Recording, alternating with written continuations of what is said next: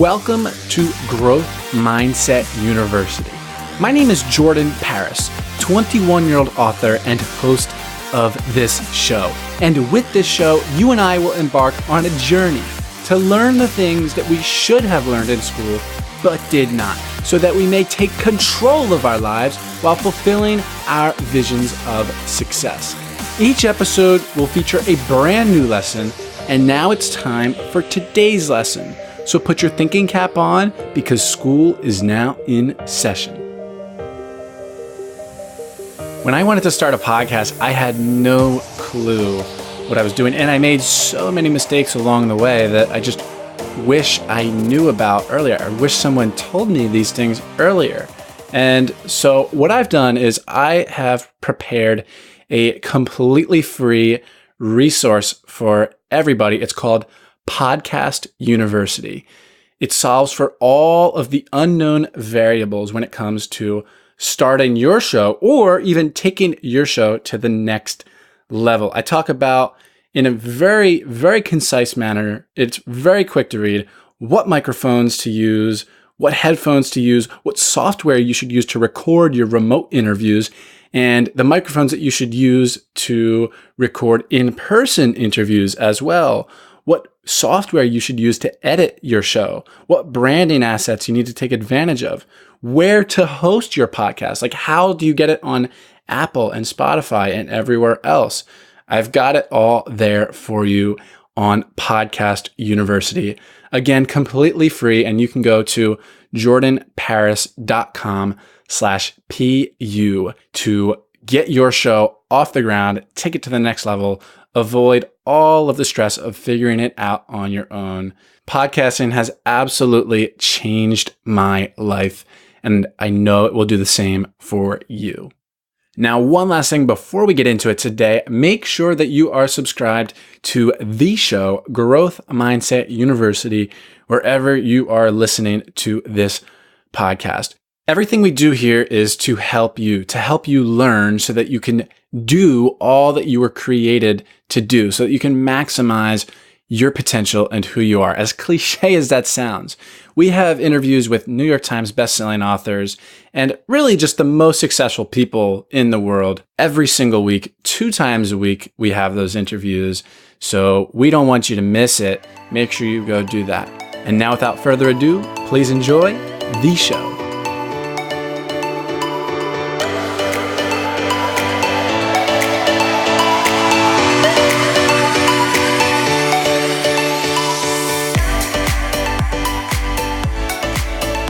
My guest today is Mark Manson. Mark is the #1 New York Times bestselling author of The Subtle Art of Not Giving a Fuck, the mega-bestseller that has been translated into over 50 languages and sold more than 8 million copies worldwide. Mark has also built one of the largest personal growth websites in the world, markmanson.net, a blog with more than 1 million readers and 500,000 subscribers, making him one of the largest and most successful independent publishers in the world.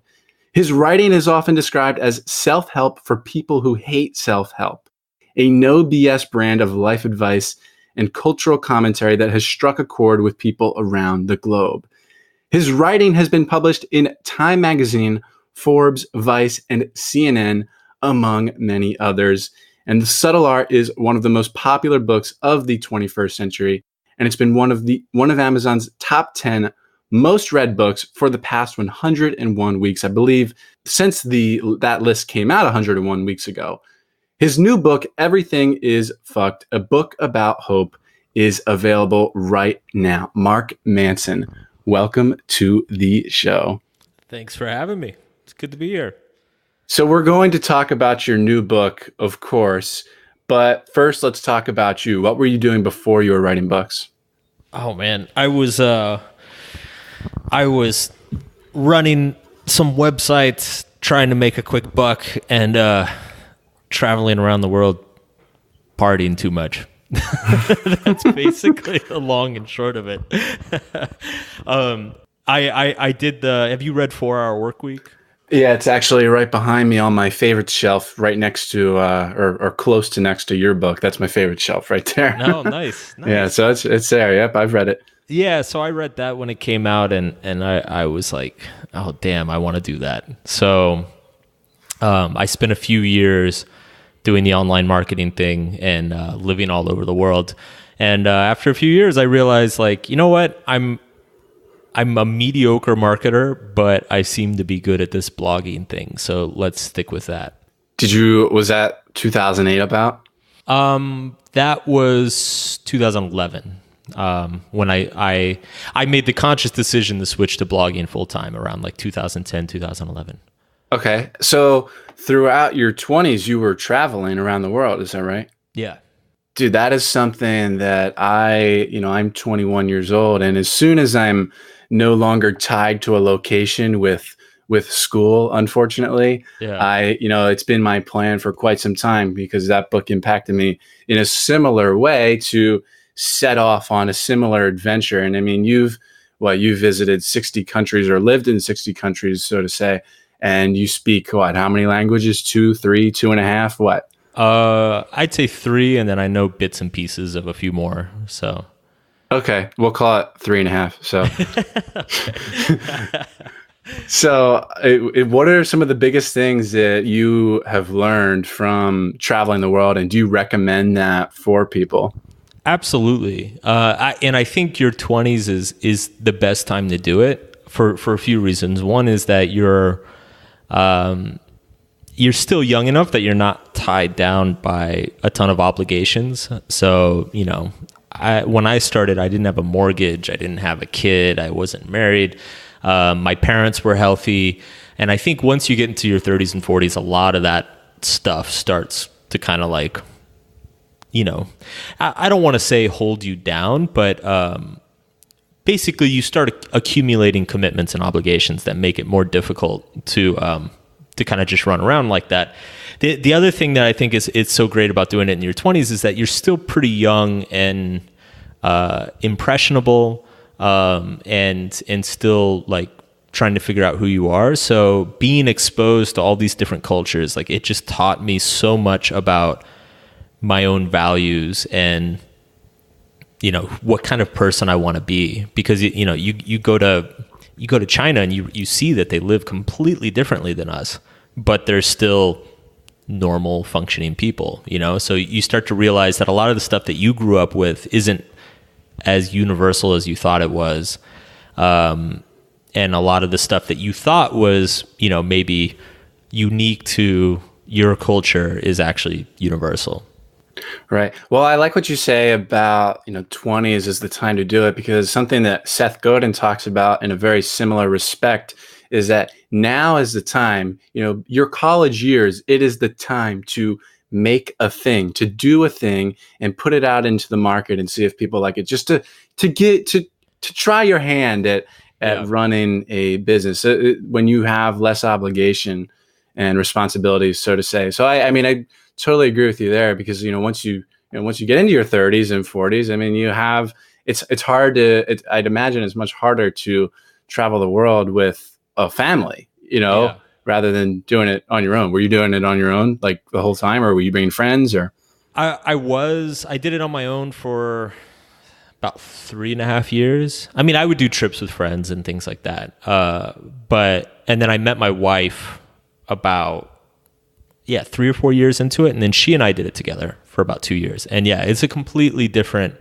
It's still awesome, but it's a very different experience. It's much more different than you would expect. But in terms of the age thing too, I think it's just when you're younger, you have less to lose. If you take your typical 40-year-old, and if they like set out, they quit their job and they try to build a business or something like that, like they're putting a lot on the line.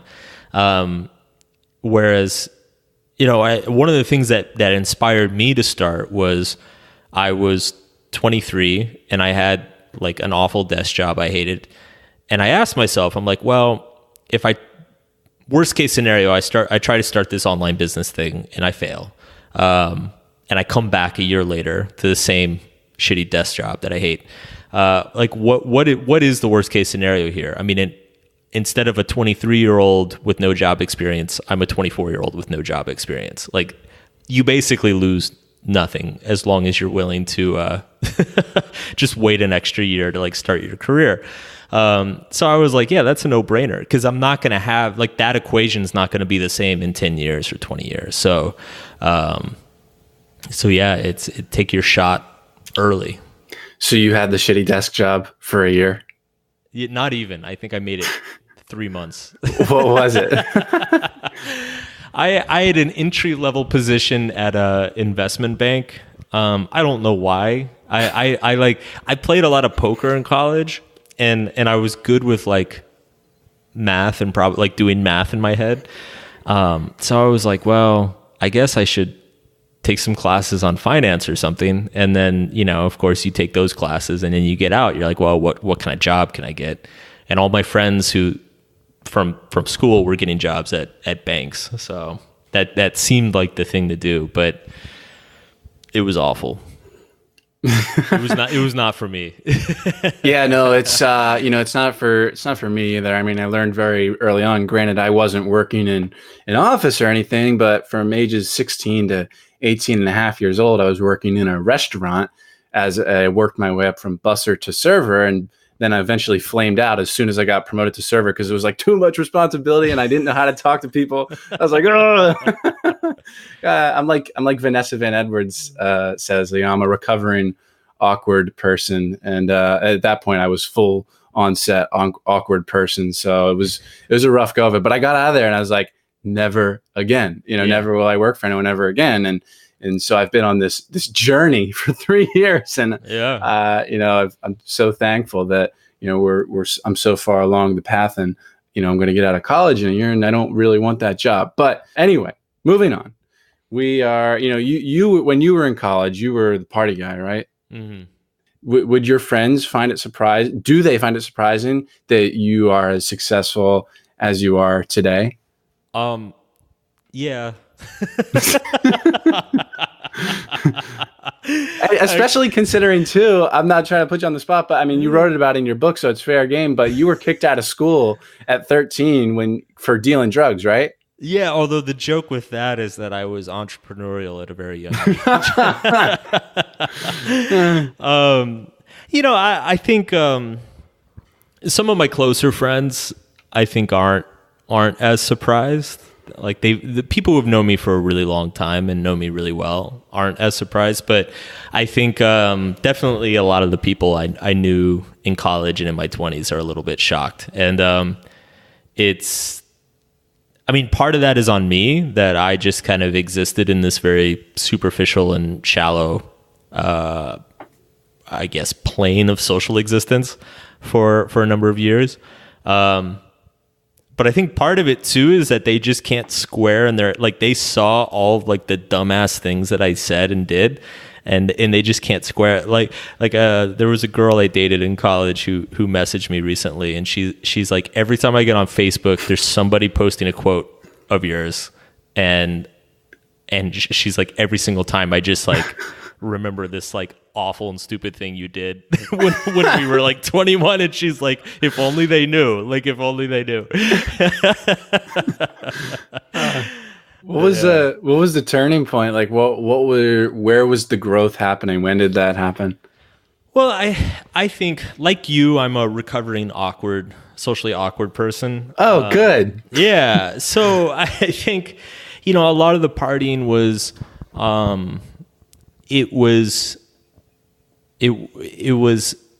I was finally kind of coming into my own socially. Like my high school experience was pretty bad.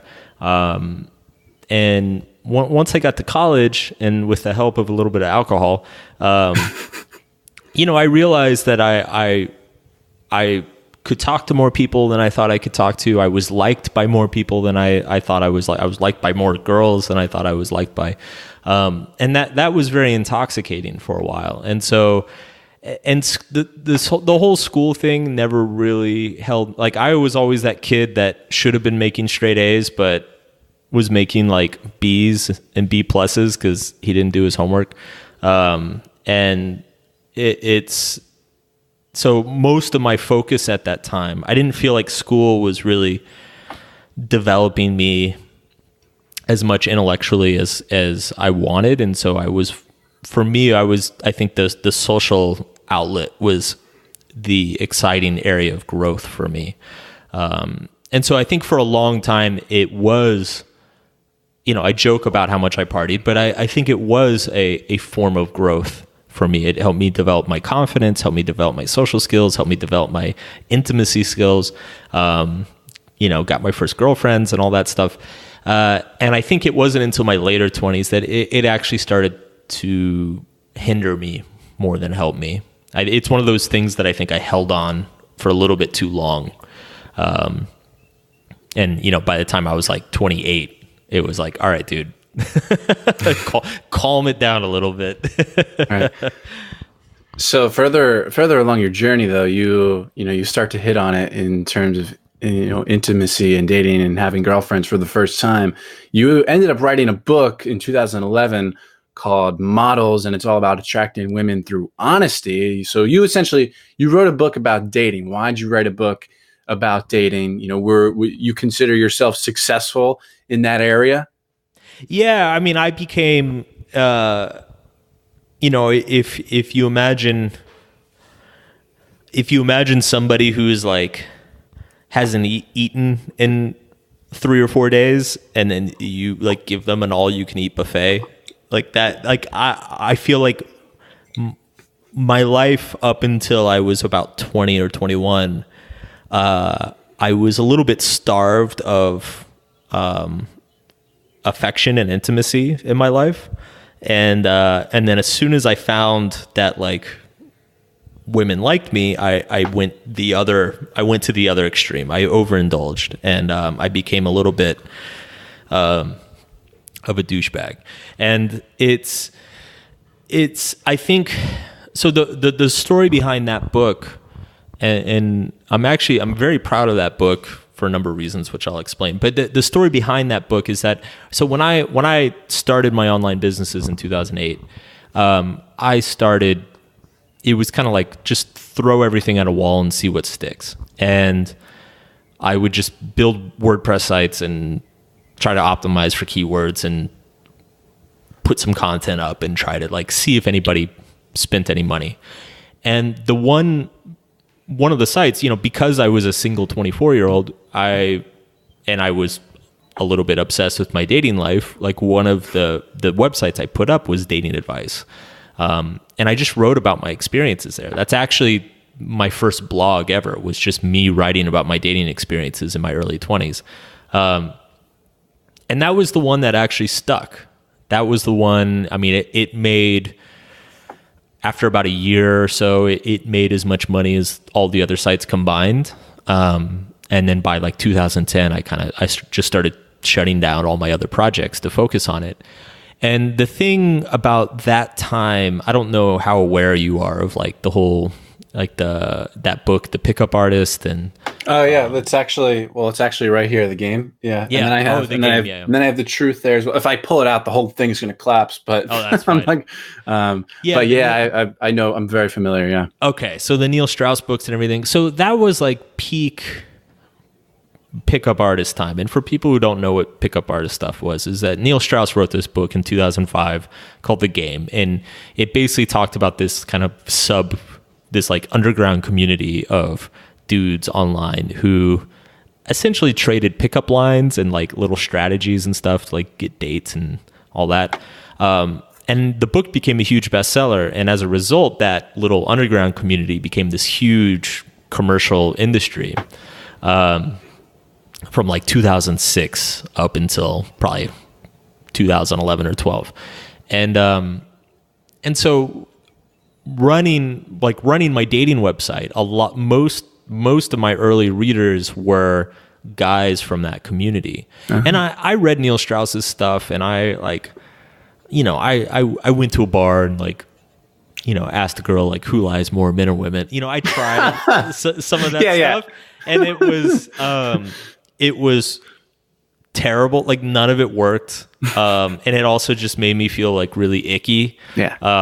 just like I was a fake person, and I didn't like that. So I never really used it again, and I was never a fan of it. And then I started getting all these guys showing up to my dating blog, and they were pickup artist guys, and they had all these crazy ideas about like, oh, well, you got to transition from C3 to A1 and give her a neg and escalate to H4. You know, I'm like, what the hell are you talking about? and you know, and I was just like, all right, I need to, if these are the guys that are reading my blog, like I should understand this stuff. And so I kind of went on a binge and started reading a bunch of this stuff, and I was horrified, like absolutely horrified. And so I wanted to write, I guess what you would call like the antidote to all that stuff. Like because I knew it was wrong, and I basically spent the next year trying to pinpoint exactly why it was wrong and what a guy should do instead. And that became Models Attract Women Through Honesty. And I'm super proud of that, because it actually became the best-selling men's dating advice book on Amazon, and it has been more or less since like 2012 or so. Also happy to report that the pickup artist community is like pretty much dead from what I hear. Really? Yeah, it's pretty much gone. I think there's like a few, or it's back to being like a very obscure underground thing, but it's it was a fad. You know, it came and went, and from what I've seen from that industry, it's like people either found a way to start giving healthy advice, or they just became like really sexist trolls and started writing like angry alt-right men's blogs. So, you know, what's interesting though is that you and Neil, even though you wrote pretty opposite books, yeah. I've thought in my head for the longest time, regardless of the content. Like, I'm not even talking about the content at all. Yeah. I'm just talking writing style. The two most talented writers that I know are Neil Strauss and Mark Manson. And then, you know, in third, so that's like a tie. And then there's like Seth Godin, who's just a completely different style. Sure. But you two are like, just, it's profoundly talented, but writing about very different, with completely different philosophies. I just thought it was interesting. Well, I appreciate that. That's a big compliment. He is an incredible writer. And it's funny because I disagree with so much of the stuff that he writes, but he's so readable. Like, he's one of those authors that it's all of a sudden you look down and it's like you've read 70 pages and you're like, wait, how long have I been sitting here? Right. Which is, you know, that's rare. Not many. It's hard to do that as an author. Yeah, I was going to tell you at the end of it but I mean, I'll tell you now. I mean, there are 2 books or 3 books in my entire life where I've had one sitting where I read 100 pages of it. Yeah. And one of them is The Game by Neil Strauss, and me as a 17-year-old depressed lonely high schooler reading that. And then the other one was at this time last year of The Subtle Art. Yeah. So just very, very interesting. And then the other is Don Miguel Ruiz's The Four Agreements, which is a good book as well. But so what I'm getting at here is I'm just so curious as a writer myself, you know, if you have a ritual when you sit down to write, like what determines when it's time to write? You just like you're chewing some food and you're like, I should go right after this. like what is it? That happens very rarely. Usually the opposite happens, which is I'm supposed to be writing and I'm like, I'm hungry. I should go eat now. You know, I wish I had a ritual. For me, it's I will procrastinate writing as long as I will let myself. So I've learned that when it comes to writing and creative work, I need to be a little bit of like a drill sergeant with myself. other work that I do, like business work and marketing and meetings with people, it's like I can kind of relax and have YouTube on in the background or whatever. But it's like when it's time to write, I schedule a block, depending on what I'm working on and how quickly it needs to get done. I schedule a bunch of blocks, writing blocks throughout the week. And I show up and I've got like software on my computer that blocks all social media, blocks email, blocks everything. Is it Leech Block? I use one called Focus. Okay.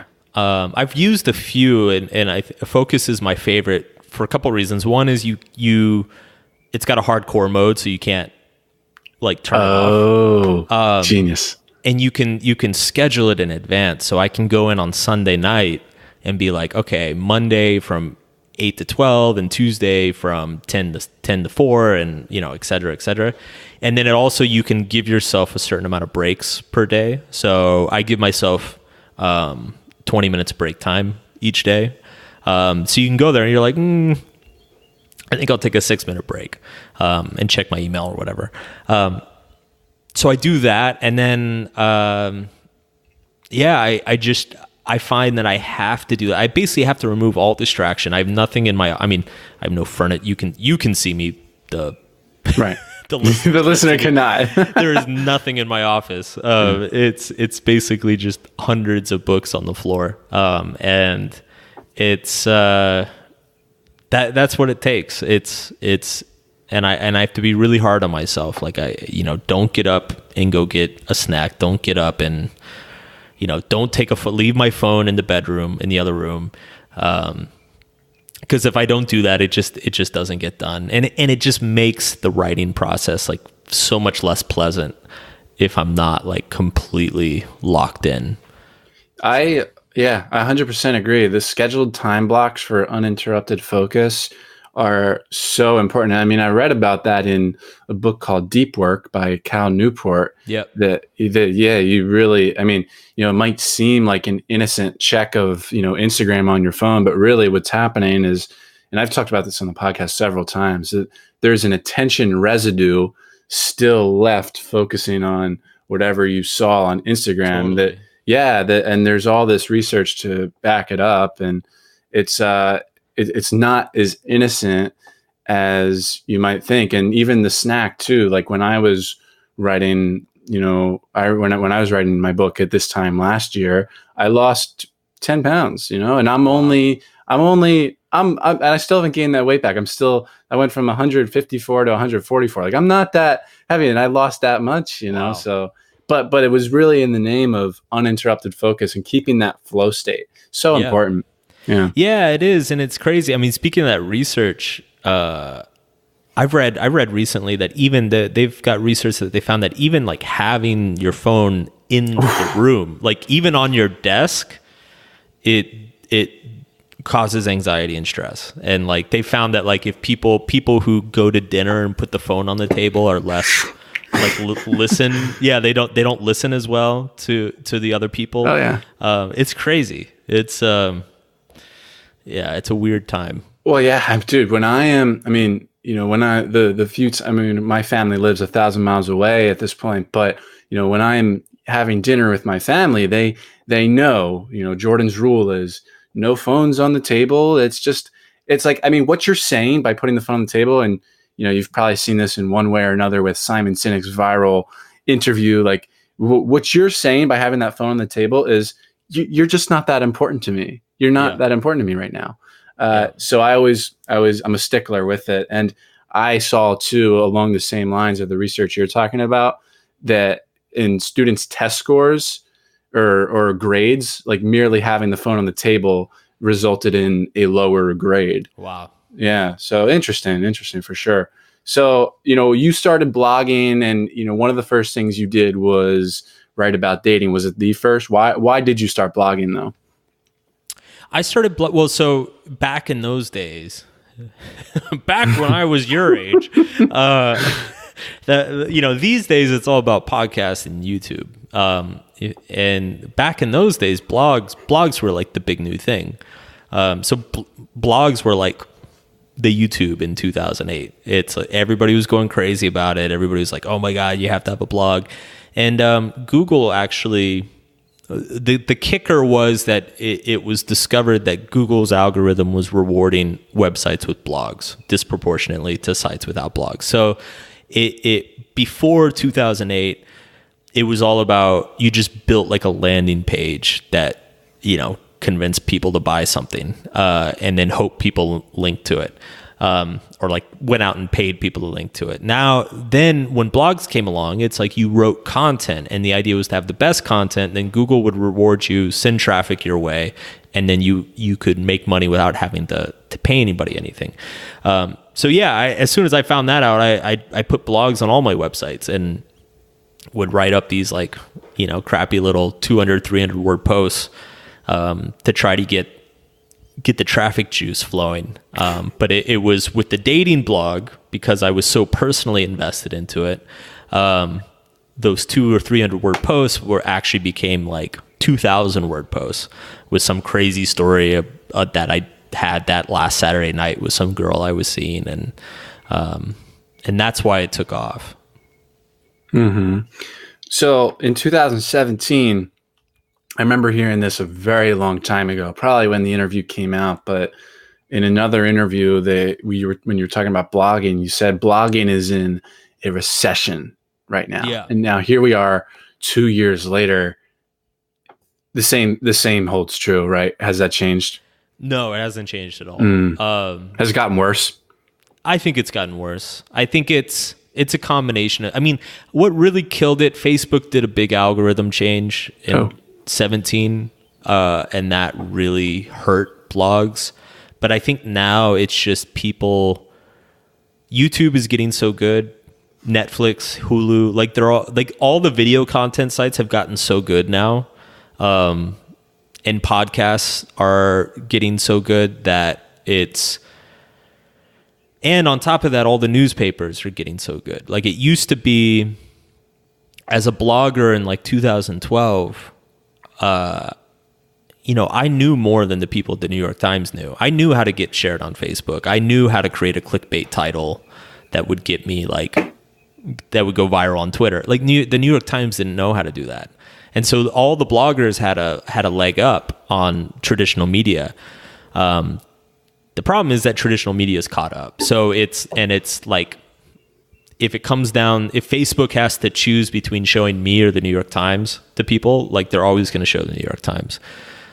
So it's blogging's in a really rough spot right now. There's not many of us left who haven't like pivoted to something else. Right. So, okay. Now we're going to move on. As much as I want to talk about the subtle art, we got to get moving. And unless if in case you live under a rock and you're one of the few people that don't have this book yet, go and get it. Some of my favorite concepts from it: choose your struggle. We never, it's an illusion to have a life free of problems. I absolutely just love so many concepts and stories in that book. Like General, I was rereading this morning. I remembered, I was like, oh my gosh, is General Onoda, right? That was lost in the jungle for like 30 years after the war ended and after World War II. It's just so funny, but with so many good lessons behind it. But the moment we've been waiting for, okay, we're here. We're here to talk about everything is fucked. Why the heck is everything fucked? Well, everything's always fucked. The short answer is everything's always fucked. Everything always has been fucked and always will be fucked. There's no such, the same way there's no such thing as a life without problems, there's no such thing as a world that's not fucked in some way, because we're human and we always find a way to mess things up. And one way you could describe the first half of Everything is Fucked is that I explain in detail the psychological mechanisms that basically generate a perception that there are problems in the world. Like we even if you remove all the problems from your life, your brain will start inventing problems for you. And I think this is why we're seeing so much today, like people losing their shit over, there's too much ketchup on their burger, and I demanded a refund because the shipping came a day late. People just losing their minds over like really, really dumb things, it's making life more comfortable and convenient doesn't make us happier. It makes us find less solvable, more insignificant problems to worry about.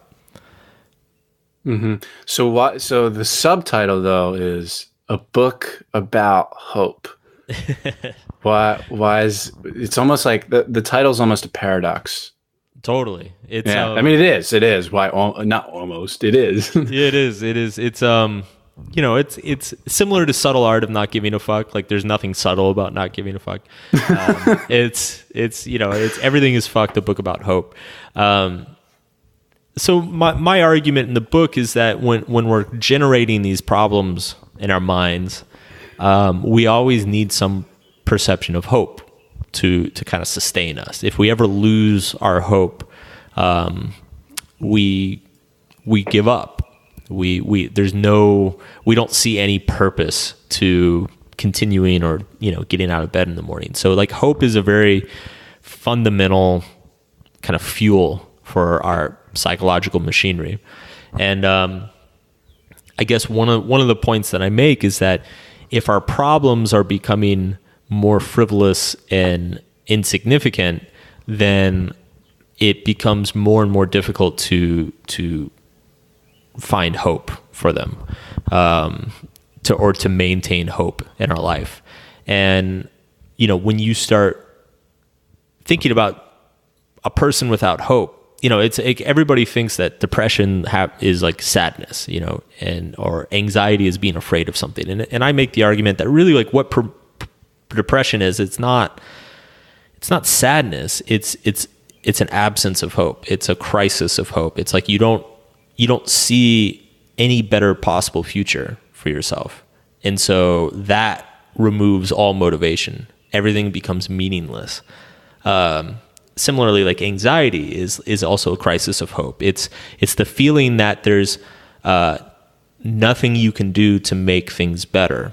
And so that generates this sense of like dread and angst in ourselves.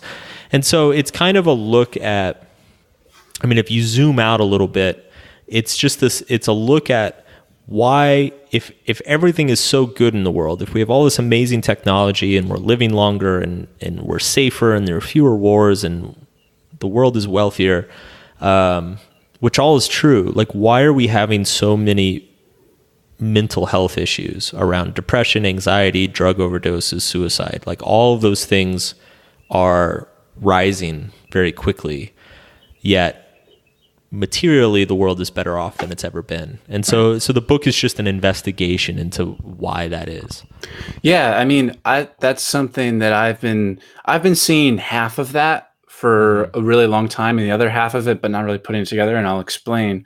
There's, I've been seeing, like Steven Pinker's research that you write about, and like school shootings are way down, homicides are way down, everything. Oh, terrorism is way down. Everything that's like bad is way down, and everything's getting better. The world is getting better, not worse. And at the same time, I've seen research, and I've talked about it on the podcast at least 3 or 4 times, is since the inception of, say, the iPhone in, what was it, 2007? I don't know. Yeah. 2007, there's these graphs and there's these studies that show the levels of depression going way up, the levels of teens reporting feeling lonely is on a steady rise ever since then. And there's some other metrics as well. Yeah. But when you put those together, it's like, what the heck is going on here? Yeah. What is going on? It's on there are a few things, I think. One is that even though there are fewer bad things in the world, we're way more aware of them, and we're immediately aware of them. Another argument I make in the new book is that I think what technology has done the last few decades is that it's replacing quality of relationships with quantity of relationships. So you and me, we have access to like way more people. Like, Right. Just our parents' generation, like you could never communicate with tens of thousands of people like we are in this conversation. Yeah. That's incredible. But the quality of that relationship is very removed from, say, like attending church every week, which people are doing at record low numbers right now. I'm not religious, but that's just an example of how like we're giving up our community focus and becoming more globally focused because of the technology. And while that sounds nice on paper, yeah, we should all be globally focused and care about the planet. And, we're all one and all this stuff. It's like our brains are not wired to deal with that, where we evolved in small communities and tribes, and our mental health and happiness greatly depends on those small community, like local communities and tribes. And so when you kind of like destroy the ability to form those relationships, but give people access to Twitter and Instagram and whatnot, like you start seeing this like very intense kind of territorialism that goes on today of you. It's impossible. You're either with us or against us. And everybody's just always like slinging mud at each other. So it's a fascinating thing to think about. And I think I think, a lot of people, there's a lot of stuff out there that's kind of targeted social media. Some is targeted parenting the last few generations.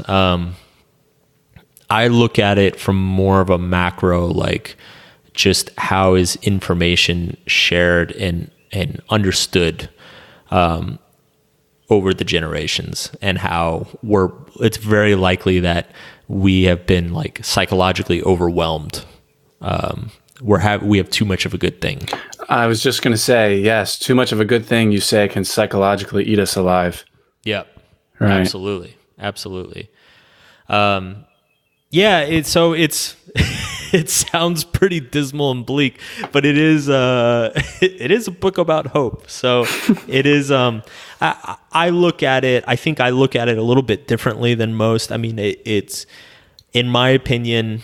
Like I said when you first brought it up, the world has always been fucked. There's always been problems. I actually start the book with a Holocaust story. And one of the reasons I start the book with that story is because I want to like kind of just set the reader straight. I imagine many of the readers coming to the book have been spending way too much time watching cable news or scrolling through Twitter. And so that they probably have this perception that today's problems are unprecedented and massive and the end of the world is coming.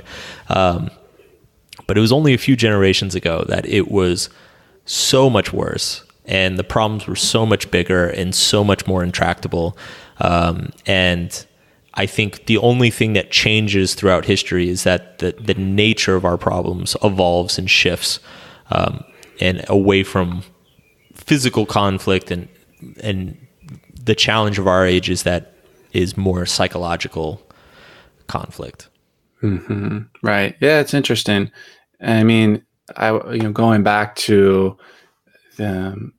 are getting rid of community, or I forget the way you phrased it, but if you go on a college campus, I mean, they're trying to put on all these events, but nobody goes. We're all, everyone's in their room on their phone. Yeah. And I know because I was a president of the Resident Housing Association, and I'd put on events, and I got one where there was like 300 something people at a pool. It was a pool party, but other than that, it's hard to drag people away from the technology and the psychological warfare of Twitter. Yeah, and even to bring it back to dating, it's like, I was a pretty big geek when I was in school, and Facebook had just come out, and that's back when everybody loved Facebook. So Facebook was like a huge deal when I was in school. And so we would just spend like all day on it. And, but what got me out of the house was like, I wanted to go meet girls. Dating still happened face to face. And so you had to actually like go to a party somewhere and walk up to somebody and like talk to them. And like even Tinder these days, like it creates, the technology is creating a paradox of choice. Like there's so many opportunities to connect with so many different kinds of people that nobody wants to commit and sacrifice those other options, whether it's making friends or dating somebody. And it's that sacrifice that actually generates a sense of meaning. That's one of the big takeaways in this book towards the end of it, is that it's you can't experience a feeling of meaning and value in your life unless you've sacrificed something. And so when we have all of our technological innovation is geared towards making it so nobody has to sacrifice anything, what you end up with is a bunch of entertained people with existential crises. People who like have 800 things that they can watch on Netflix, but none of them feel like they're worth the time. And so it's a very strange time. It is a very strange time. Certainly. So the uncomfortable truth, lay it on us. What is it? The uncomfortable truth is that you and everybody you know is going to die, and cosmically speaking, in the grand scale of the universe, pretty much nothing you or I do is going to matter. It's like we are just like the most insignificant speck in the grand scheme of things. And you'd write this on a Starbucks cup of coffee if you were a barista, you say. Yeah, that's kind of the joke. I'm actually hoping that, if this book does well, then some coffee shop somewhere is gonna like create the coffee cups. I think that's my like ultimate goal with this book launch, is to just get the uncomfortable truth written on an actual coffee cup. But yeah, it's an uncomfortable truth, A, because it's true, and B, I think we spend most of our lives avoiding it. And again, it sounds like such a bleak and dark thing, but over the course of the book, I make the argument that it's actually liberating in many ways, because it implies that we have to take responsibility for the meaning that we create for ourselves. It means that we have to take responsibility for the sacrifices we make. It comes back to choose your struggle, from Subtle Art. B, it means that, if everything we do isn't going to matter in the grand scale of the universe, then it means that there's no excuse to not do something. There's no excuse to like not follow what you're passionate about, or not speak to somebody honestly, or not love somebody and be willing to get hurt for it. So a lot of the things that we are so anxious about engaging the world, it's actually the uncomfortable truth reminds us of how insignificant our anxieties are. And it's the starting place of hope. We have to generate hope in the face of the uncomfortable truth to give our lives a sense of meaning.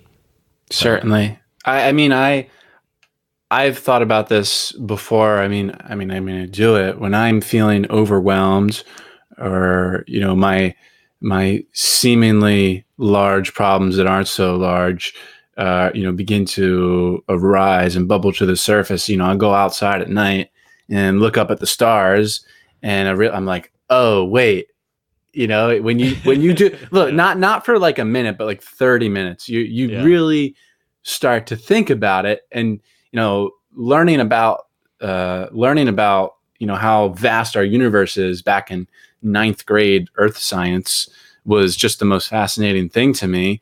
And when you think about it, it's like, I really that really doesn't matter. Like it doesn't matter as much as I thought.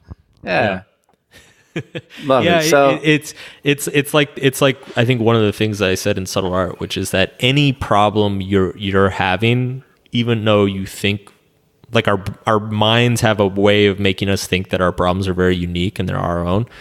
But the truth is that any problem you are experiencing, millions of other people have experienced it, are experiencing it currently, and are going to experience it in the future. And so you're never alone in your pain. Human pain is actually incredibly common, but it's also very much the same. Like we suffer for the same few reasons. And I think ultimately it's that, remembering that and being able to like embrace that maybe gives us some hope of surviving the cell phone Armageddon. The cell phone Armageddon. Well, I love it, Mark. So, I mean, I've heard you talk about this on numerous other shows over the past few years, and that, you know, whatever you write next is going to pale in comparison. 99.9% chance, your words, not mine, that it's going to pale in comparison to the subtle art. You know, have you gotten over that? Do you not give a fuck anymore?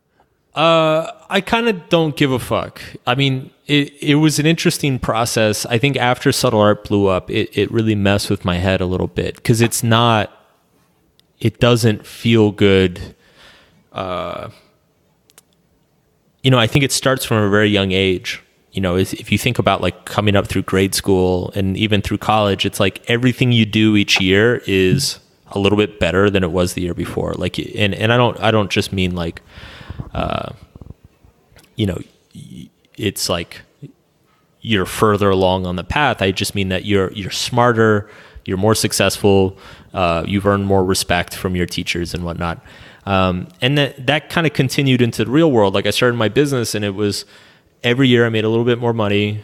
I had more readers. I had more traffic. I had, you know, my website was bigger, like all this stuff. Like you kind of I didn't realize how attached I was to that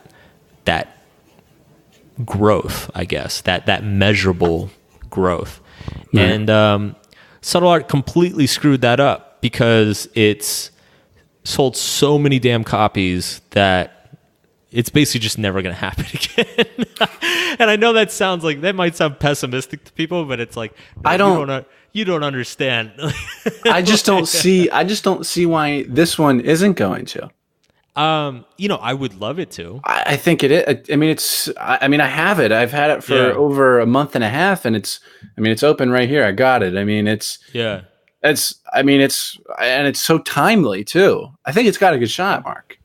I mean, I appreciate that. That's a huge compliment. But it's also, the success of subtle art is it's like it's like maybe 2 books each decade do this well. It's, and especially the international success. Like it's really, really rare, and unexpected. You know, I'm sure this book will do great. I'm sure it'll sell, you know, a couple million copies or whatever. Like, don't get me wrong. Like, it's going to kick ass. But it's, subtle art is just on this like insane plane. So that messed with me for a while. But ultimately what I came back to when I wrote this book is I said, I need to let go of, you know, this idea that, you know, things are going to grow and get better commercially, you know, in terms of like the numbers and everything. I need to let go of that, and accept that like this is it's very likely that this is commercially the most successful thing I'm ever going to do. That's a little bit of a downer, but what got me through that was, okay, just write a better book. You know, if you write a better book, it doesn't matter if it sells fewer copies, doesn't matter if it gets bad reviews. Like, if it's a better book, then I'll be proud of it no matter what. And once I kind of arrived at that saved me a little bit. And, you know, there's a lot of, you can go online and find a lot of talks and a lot of articles and stuff written about people who had massive success, and then it just kind of like completely fucked with them. And I think Liz Gilbert has a famous TED talk about it. Yes. But it happens to a lot of musicians. It happens to a lot of people. And I think the only thing that got me through it was just write a better book and then fight for that book. because there were a lot of external forces that wanted me to do subtle art for teens and subtle art for parents and subtle art for Christians and subtle art for atheists, and like, I'm like, no, like I need to just get back to what inspired me in the beginning, which is to just write a really, really good book, write the best book I think I'm capable of writing. And so I think I accomplished that. And ever since I finished, I don't feel any anxiety about it. I really don't. I think it's going to do really well, and I appreciate you saying that you think it's going to do really well. But it's whatever happens, and I'm very at peace with that at this point. Everything is Fucked is out now. Make sure you get your copy. Mark, I've got a few final questions though. What is your biggest fear right now? Oh God, biggest fear. That HarperCollins goes bankrupt and they can't pay me my royalty checks anymore. I don't know. I mean, even then I'd probably be fine. Yeah, I think so. It's my biggest fear, it's funny. I'm in a really good spot right now. I think, the success of subtle art brought up a lot of fears, a lot of insecurity, a little bit of like imposter syndrome. I think most of that's behind me now. Like I feel really good about my life, my career, my personal life is great. Wow, I really don't know how to answer that right now. That's fine. I mean, maybe there isn't a perfect answer to it right now, and that's imperfectly perfect. That's great. I'll tell you, a year ago I would have had 10 of them. Oh, so yeah, I bet. You caught me at a good time.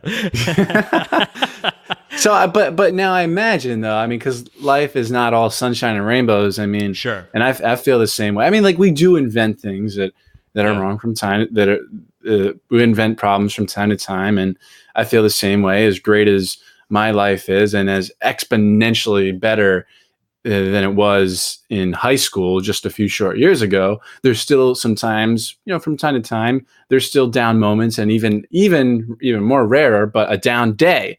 What do you do when you feel down? Unless maybe you're perfect. I don't know. No, I'm definitely not perfect. I will tell you. So back to the fear question. There is a fear. So I'm afraid. My wife and I were trying to have a kid, and it's funny because it's when you're young, you're like, oh yeah, as soon as I want a kid,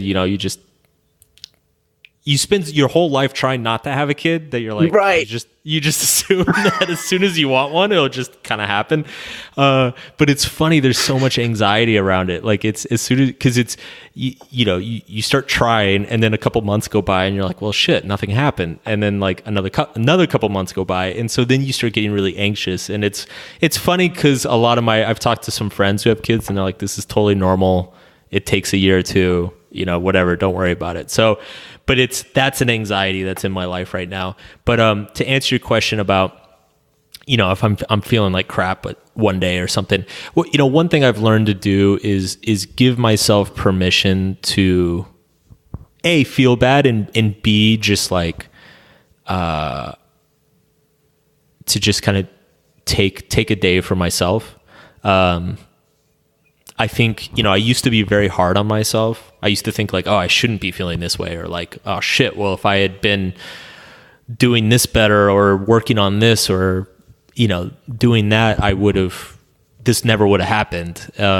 And I found that sort of like self-flagellation just makes things worse. And so if I'm having like a really crappy day, I'll just give myself permission, like, you know what, we're just gonna like take this one off, sit around, play some video games. Yeah. Maybe have a beer or two and just like let it go.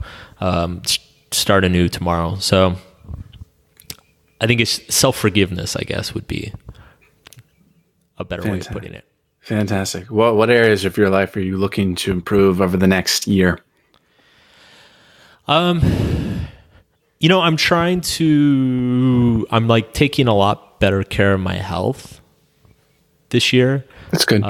That's actually been a big goal of mine. I kind of let myself go over a few years One due to stress, a lot of stress, and then a lot of like kind of existential anxiety around, all the stuff, subtle art, all the anxiety that subtle art caused. And then all the like the travel and stuff that was involved with promoting that book.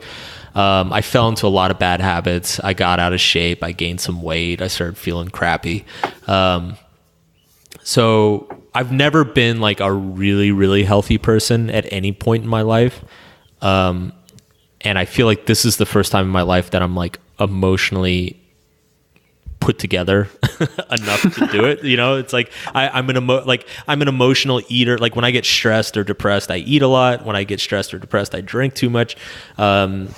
So I feel like I'm in a good spot to actually like nail the health thing. And I'm at that age. I just turned 35. So I'm at that age where it's like, it's time to start getting more serious about it. You're going to love it. I mean, when you actually commit to it, I mean, it's like you're gonna start eating right, sleeping right, like all day, every day, and drinking a bunch of water, and you'd be like, wow, how was I not doing this before? Yeah. Yeah. I mean, a little bit of that is kicking in already. I'm like, yeah, why wasn't I doing this like 3 years ago? I'm like, that those burgers and whiskeys were not worth it. Yeah. So some of them are, but not all of them. Yeah. Yeah. That's definitely not fair. the amount that I had. Okay. That's fair. So you had a tweet maybe not even a week ago. A business conference just asked me to select music for them to play over the PA when I'm introed on stage for a keynote this summer. I don't think they realize what they just did. What did they just do, Mark? I'm a huge heavy metal fan. Like, and when I say heavy metal, like I don't mean like, I mean, I like Metallica, but I mean like death metal, extreme metal, you name a kind of unlistenable metal, I'm probably into it. And so I just got so excited. I'm like, they have no idea. They have absolutely no idea. And it was funny because I picked out a bunch of songs and I played them for my wife, and she just was like looking at me like, what is wrong with you? Like, you're never going to be asked back to an event ever again. And then finally we compromised on Slayer. I was like, all right, Slayer is like, it's heavy and abrasive, but it's, it's people aren't going to like leave the auditorium angry afterwards, or maybe they will. We'll see. Nice.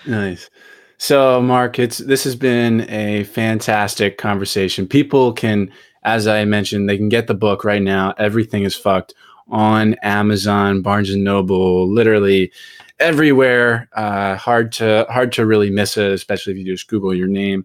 You're at Mark Manson Net on Instagram, right? Yep. And then markmanson.net is your website. And then I am Mark Manson is your Twitter. You have some good tweets. A lot of times people just like retweet. Like it's really always disappointing when someone I really, just love reading and all they do is like post links. But like you actually tweet original thoughts, and it's like great. And I always love them. So I'm trying to get better at that. So thank you. Well, you're good at it. So social media is it's a learned skill, and I'm ambivalent about being good at it. No, I remember hearing you years ago saying that you were not into social media. Like you were barely doing anything. And I remember going to see your, Instagram page after an interview, and I was like, yeah, he wasn't kidding. He doesn't have a whole lot going on here, No. But it's different. It's a little bit different now. Yeah, it's a constant work in progress. And I've been slowly getting better at. My wife's always getting on my case to do Instagram more. She's like, it's the new hot thing. You got to do more IG stories. I'm like, yeah. I'm like, nobody cares what I had for breakfast. Like, come on. Yeah. Anyway, so Mark, before I ask my final question, I have to acknowledge you. As I mentioned, you are one of the most talented writers that I've ever had the pleasure of reading. I've told you that several times, and I've even told you like 2 months ago in the email, and it's just I've read 100 pages in a sitting only a couple of times. Yours is one of those books, and The Subtle Art. I'll always remember like where I was when I was reading it. Granted, I mean, I was in Tulum, so it was like it stuck out. Easy to remember. So it's easy, but I'll always. But no, dude. Even certain chapters, like like when I was reading about Onoda, like I remember exactly what road I was on when I was reading that. It just stuck out so much, so many parts of it. And as I mentioned to you off the air, I mean, so many parts of my psychology that I did not realize stem from your principles, from your books and blogs, like the feedback loop from hell, which I always talk about it. And I think about it probably every other day, if not, every time a problem arises and I start feeling the anxiety and I feel anxious about being anxious. So, I mean, I don't know if you write about it this way, but I always think about, my self-talk is like, Jordan, don't shoot yourself in the foot for shooting yourself in the foot. So like, it's just so many parts of my psychology, and not just me, but millions of other people that you have done this for. And, with great power comes great responsibility. And thank God that the principles in this book are what they are. And they're not like, and people, 8 million people aren't reading, go kill, although you did. Yeah. Although there was a joking chapter in The Subtle Art called Kill Yourself, but it was a good chapter. I don't quite remember exactly, but it was all in good fun. It was kill yourself. Well, it's funny because originally that section was called Kill Yourself, and then in parentheses it said figuratively speaking, of course. I remember I submitted it to my editor, and my editor just crossed out he's like fuck that, just he's like grow a pair. I was like, all right, I guess it's just kill yourself. Wow. Yeah. That's funny. Well, bottom line, Mark, is you're doing a fantastic service for the world, and it's evident in reading all of the reviews of your books, on whether it be on Amazon, Goodreads. I see so many comments that are just, it changed my life. This changed my life. That changed my life. And I have no doubt that this book is going to shatter a lot of disempowering beliefs for people and really give people a new way of looking at the world that is very real, but very empowering too. I think it's going to be a smash hit, as I said. So thank you, Mark. Awesome. Thank you. I appreciate that. Of course. Well, my final question is, we've talked about a lot of lessons today, a lot of things. Yeah. You've espoused a lot of lessons in your writing. If you could design a course, if you could create a course though, a course of your creation or otherwise that you would teach at a university, what would it be? Oof. For anything, like any subject, or... Mark Manson is in the classroom today, like, and you're just teaching whatever you want. This is your course for 18 weeks. You have no regulations. This is not a cookie cutter course. I think I would teach a course about values and identity, with the big like reveal at the end of the semester being that your identity is made up, that it doesn't actually exist. That would be fun. That would be fun to plan, and I'd make the kids leave their cell phones at the door. Yes. That would be my condition. In my contract. Love it. Mark Manson, you are the man. Thank you very much. Thanks, Jordan. Appreciate it.